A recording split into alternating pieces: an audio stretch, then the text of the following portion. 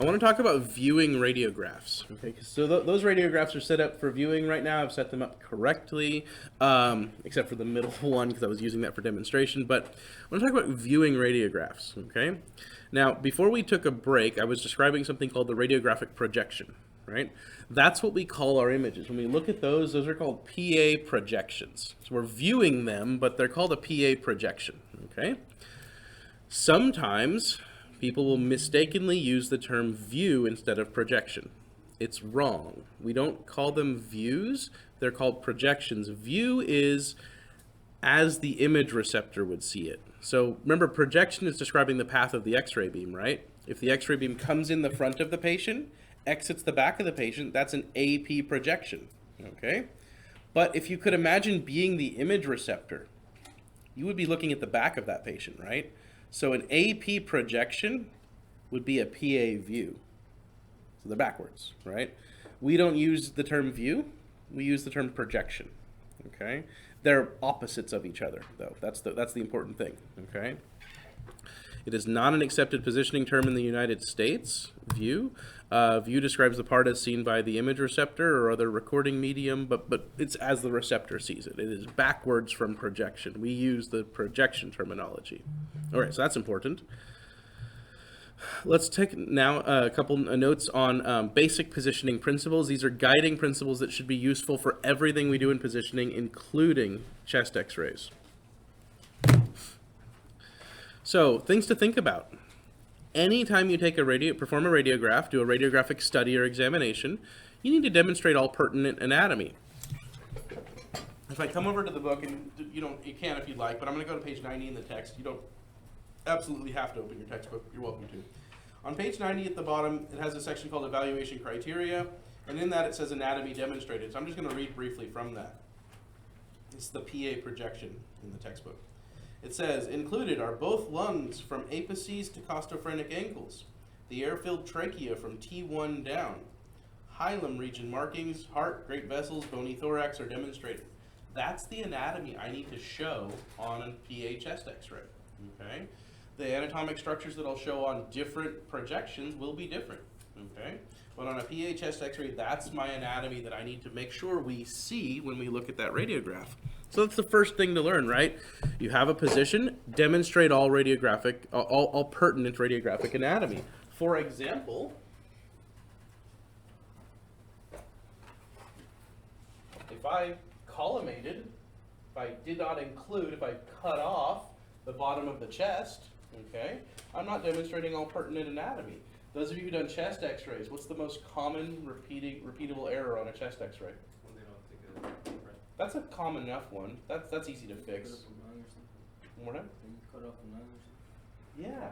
You don't include the costophrenic angles, the bottom of the lungs, these little pointy bottoms of the lungs, right? If I do that, we don't see that, right? Now, if those costophrenic angles are, remember, fluid goes down. So if those angles are full of fluid, I can't see it, right? So we would miss a diagnosis if we don't include pertinent anatomy. If I go up a little higher, now I don't see the diaphragm, okay? And I have no idea how deep their respiration was because I can't see their diaphragm. The diaphragm is this, where the black goes to white, down at the bottom. Okay, so demonstrate all pertinent anatomy, make sure it's there.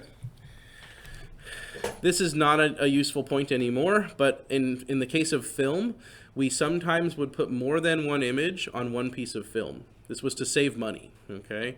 There is almost no cost per image now, okay? Like, your image receptors have some usable life, right? But there's nearly no cost per image, okay? There is something, but film was $1, $2, $3 per piece of film, okay? It does not cost $1, $2, or $3 per image for usable life on your receptors any longer. So we don't have to consider putting multiple images on one piece of film to save money any longer, okay? Some people still do that. Those are the ones who are either trained by the old techs or are old x-ray techs themselves. We collimate. Now, if you notice here, there's a light field on this image. There's the big image receptor, the black image receptor. There's a body part on the receptor, and there's a light field, a rectangular shaped light field, okay? That size of that light field is the area that's going to get x-rayed, okay? Everything outside of that light, so like here and that part of the patient's arm, right, are going to receive negligible amounts of radiation, magnitudes less radiation than the area inside of that light field. We call making the size of that thing, we call that collimating. Okay, it's done by the box I showed you in the image earlier called the collimator box. You turn some knobs and control the size of that rectangle, but we always collimate. Here's your rule for collimation. You should always show, let me rephrase that, you shall always show two sides of collimation. So like this side is being shown, I can see this side, and I can see this side. You should show four sides. You should show a rectangle, okay? The next thing to learn about collimation is your collimated field can never be larger than your image receptor. This is actually the most important rule for collimation. So these pieces of film are 14 by 17 inches, 17 inches tall, 14 inches wide. My light field cannot be bigger than that by law, okay? Because any bigger than that, that's just wasted radiation, right? So your light field must be the size of your image receptor or smaller, always. Okay, so we try to show two sides of collimation at any given time. Minimize unnecessary rotation. On a chest x-ray, one thing that I'll look for to check if the patient is rotated incorrectly, this is stuff that I will re-talk about later. I can find, I'm going to kill the lights for just a second.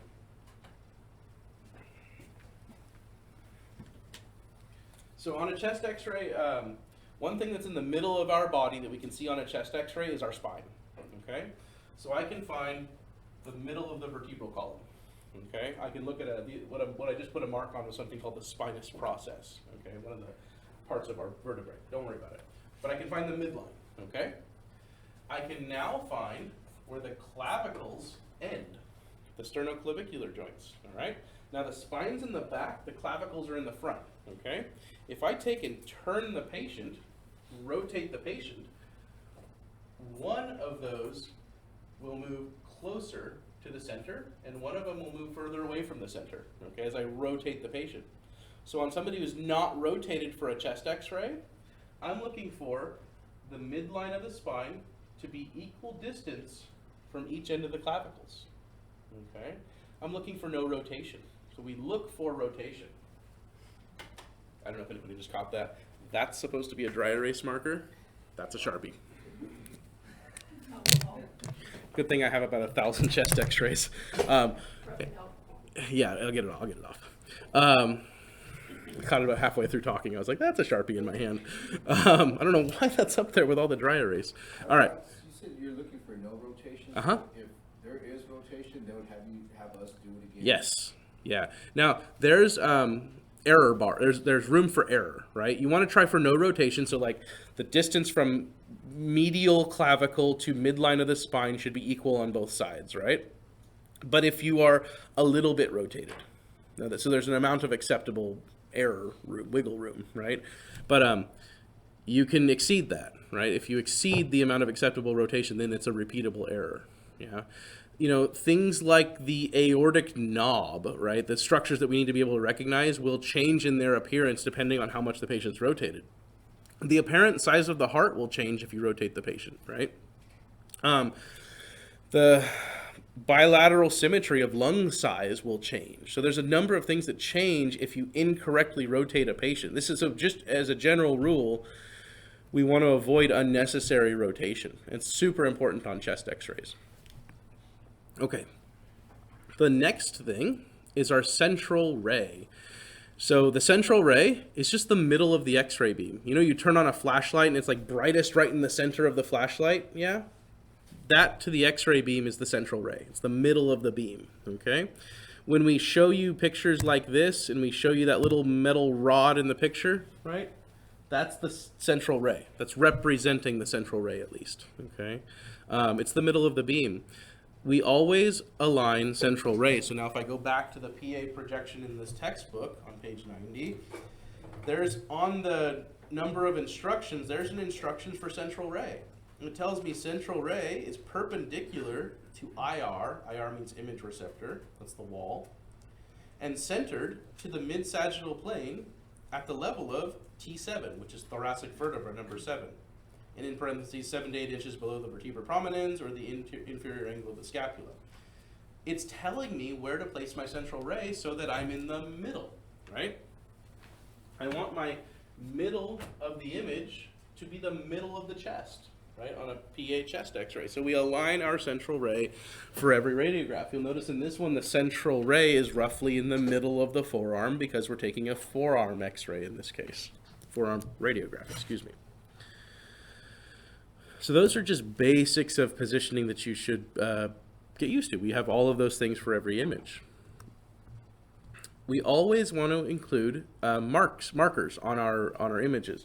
Now, these film radiographs have a film, a badge spot where the patient's information is located. It might give the patient's name, date of birth, date of exam, maybe ordering physician, maybe even the name of the study is in there, and you can see that towards the top left of each of these images.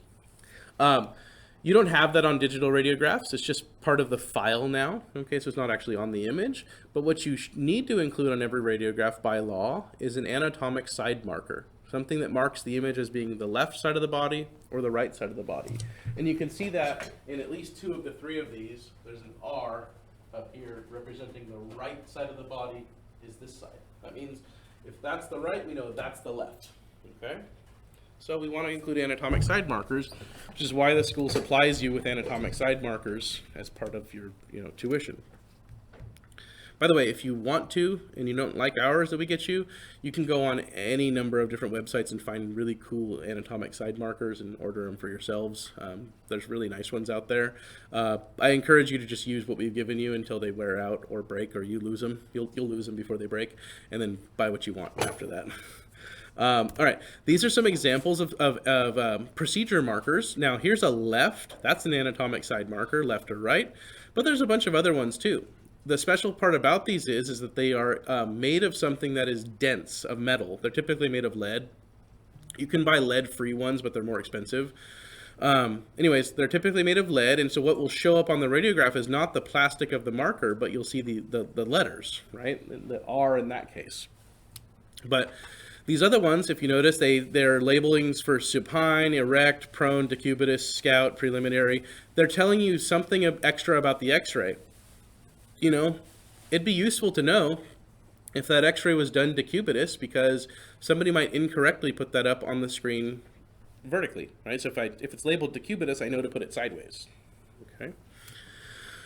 Comparison films, sometimes physicians will shoot the left side of something because it's injured, but they don't see anything wrong. Or they go, man, I don't know. Is that something broken? Is that something wrong? Or is that just how the person looks, right? Then they'll shoot a comparison of the right side to get extra information to see if that's just how that patient looks. And a number of different ones: weight bearing, flexion, extension, standing, external, internal rotation, a bunch of stuff. Post reduction, right? After we put a dislocated part back into place, right? Repeat exam. So we have all of these different possible markers. Now these are hard markers. You have to put a left or right on every image. You do not have to put the rest of these on every image, okay? If you do something differently from normal, then you should mark it, but those can be all done digitally. You can digitally annotate your images. You can put a little text box on your images and write things in now with the digital stuff. Before digital, this was the only way to add things onto the images, was to literally put the marker on the image before it was taken. Okay, the next rule, and this might be your most important rule for positioning principles, you need a minimum of 2 projections in order to call it a complete study, okay? The doctor has told it to me like this: one view is no views, right? One view gives me no information, okay? When I look at this PA chest x-ray, now, to be clear, there's some information there, right? But when I look at a PA chest x-ray, and if I'm going to grab a Sharpie now, not a Sharpie. If I see on this PA chest x-ray something right there in the lung, right? A little green dot. There's a green dot showed up in this patient's lung, right? I know where it is top to bottom, right? I know where it is from left to right, but I have strictly 0 information on where it is from front to back. This could be on their chest. This could be on their skin, right? This could be on their back, or this could be anywhere between the front and back of the body, such as this, right? Oh my gosh, this person has a nail through their knee, right? That's the AP projection. I've got information that there's a nail in this person's knee somewhere. From left to right, top to bottom, I see where it's at. But then I do the lateral projection, and I go, it's just through the skin on top of the patella. No big deal, right? This could be through the bone, or a number of different problems. This could be an 8-inch long nail just oriented in a way that it looks short to me, right? But we turn them sideways, do the lateral projection, and I see that it's just on top of the patella, okay? A minimum of 2 projections, so that we, because we have this 3-dimensional thing being shown as only 2 dimensions in any one projection, we need an additional side view or lateral in order to get an idea of all 3 dimensions, top to bottom, left to right, and front to back. Okay. This helps us localize lesions, foreign bodies, determine alignment of fractures, and you see that here with this fractured tibia fibula with external fixation. 2 views gives us the information on alignment. Okay. Now, minimum of 2 for any series. There's small exceptions to that, which include things like bone age studies, which are typically done on small children. We typically just take 1 PA projection of their wrist, 1 wrist x-ray. A physician just needs to determine how the growth plates are coming along, right? That's 1 image, okay? Also, too, chest x-rays, PA or AP chest x-rays to clear people from tuberculosis can be done with just 1 image, okay? So there's a number of exceptions to this rule, but it is for all intents and purposes a rule, okay? 2 images for every study, at least. Other types of body parts, especially those that include many, many small joints, most of the time require a minimum of 3 projections. So the hand and wrist, for example, require 3, AP or PA, the front view, right? A side view, and then something in between that. We learned those are called obliques. So all 3 are necessary. So the way to think about it is when joints are the prime area of interest, 3 projections should be the minimum.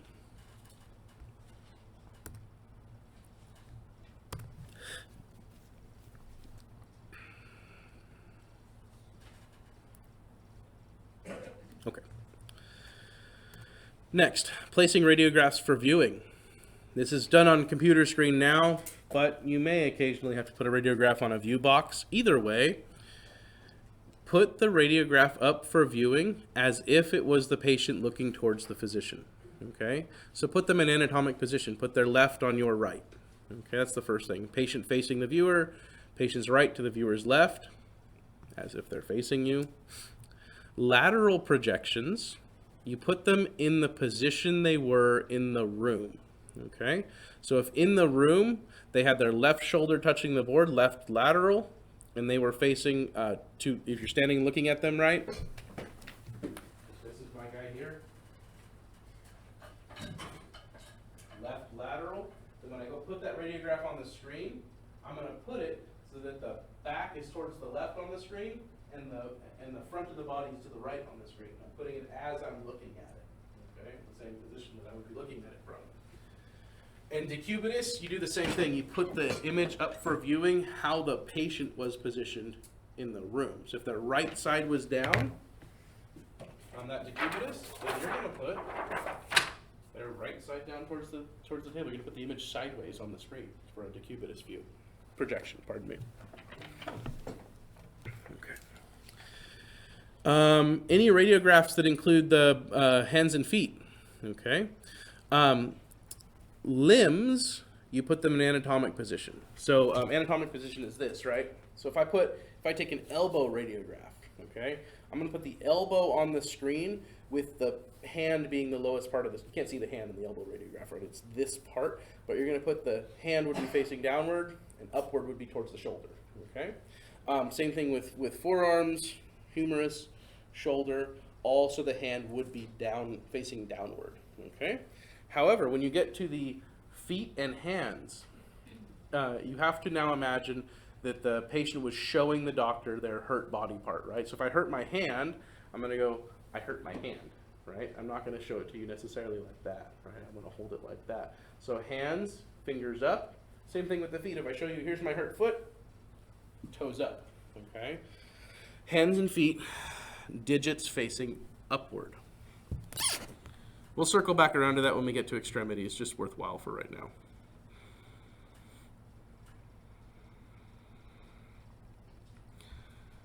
Okay, so here is your AP and PA chest x-rays.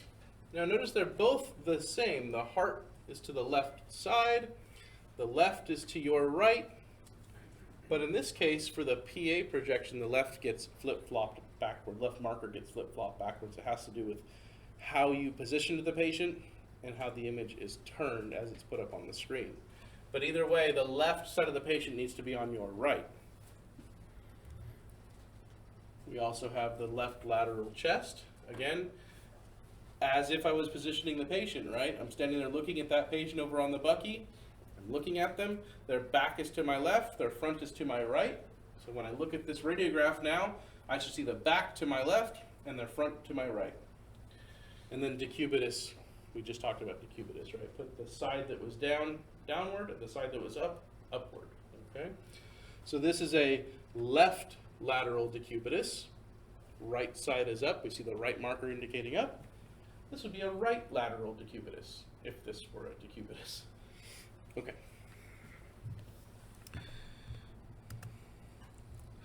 Let's move forward.